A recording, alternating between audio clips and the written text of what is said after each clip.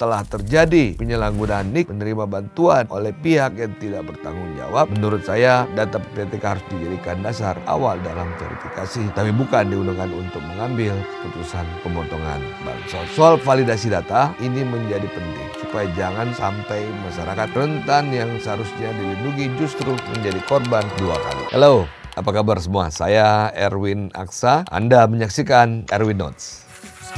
Erwin Aksa. Sama Erwin Aksa. Saudara Erwin Aksa, saya minta.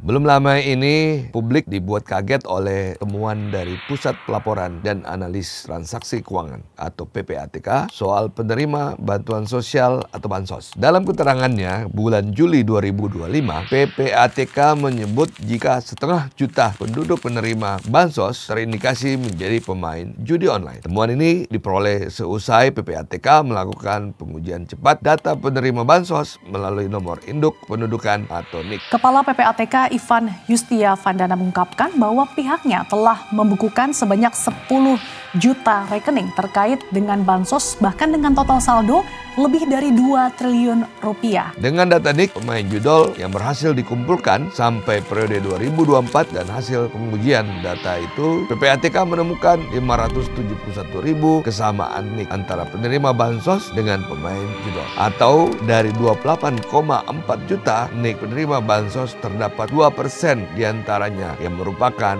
pemain judol pada tahun 2024. Temuan ini tentunya juga sangat mengejutkan saya secara pribadi. Apalagi saya sebagai bagian dari Komisi 8 DPR RI juga tengah menyoroti soal validasi data penerima bansos serta mekanisme penyaluran ke masyarakat. Untuk kasus laporan PPATK soal penerima bansos yang terindikasi pemain judol, saya rasa pemerintah wajib melakukan penelusuran yang mendalam. Telah terjadi penyalahgunaan NIK penerima bantuan oleh pihak yang tidak bertanggung jawab. Menurut saya data PPATK harus dijadikan dasar awal dalam verifikasi, tapi bukan digunakan untuk mengambil keputusan pemotongan bansos. Soal validasi data ini menjadi penting supaya jangan sampai masyarakat rentan yang seharusnya dilindungi justru menjadi korban dua kali. Sudah datanya disalahgunakan, lalu bantuan sosialnya dihentikan karena terindikasi pemain judol, bisa jadi memang ada penerima bansos yang benar-benar terlibat. Tapi bisa juga ada yang tidak tahu dan datanya disalahgunakan.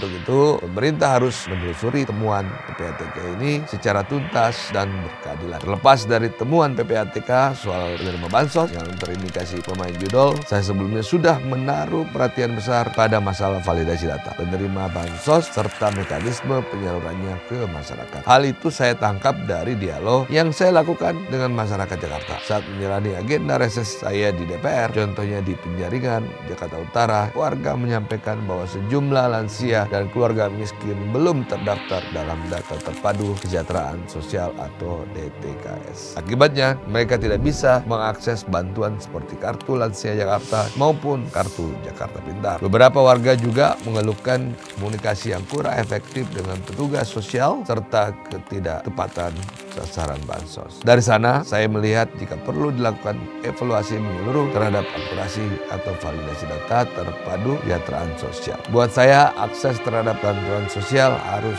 adil dan merata. Sebagai bagian dari legislatif, saya di Komisi 8 akan mendorong terciptanya koordinasi yang lebih erat antara pemerintah pusat, daerah, dan lembaga pelaksana agar kebijakan yang tercipta benar-benar menyentuh yang membutuhkan. Salah satunya terkait integrasi data penerima bantuan sosial. Sinkronisasi data penerima bansos buat saya adalah fondasi dari kebijakan bantuan sosial yang efektif. Tanpa sinkronisasi, program bansos berisiko tidak adil, boros, dan rawan manipulasi. Dengan sinkronisasi berdasarkan data yang valid, bantuan bisa menjadi alat yang benar-benar menurunkan angka kemiskinan secara tepat dan terukur. Untuk itulah pemerintah wajib menjamin agar keamanan data warganya tidak disalahgunakan oleh pihak yang tidak bertanggung jawab. Apalagi kalau mau mendorong integrasi dan kesesuaian data berbasis NIK. Karena jangan sampai warga yang berhak mendapatkan bansos justru harus dikejar gara-gara terindikasi bermain judi online. Saya Erwin Aksa, sampai jumpa di edisi Erwin Notes berikutnya.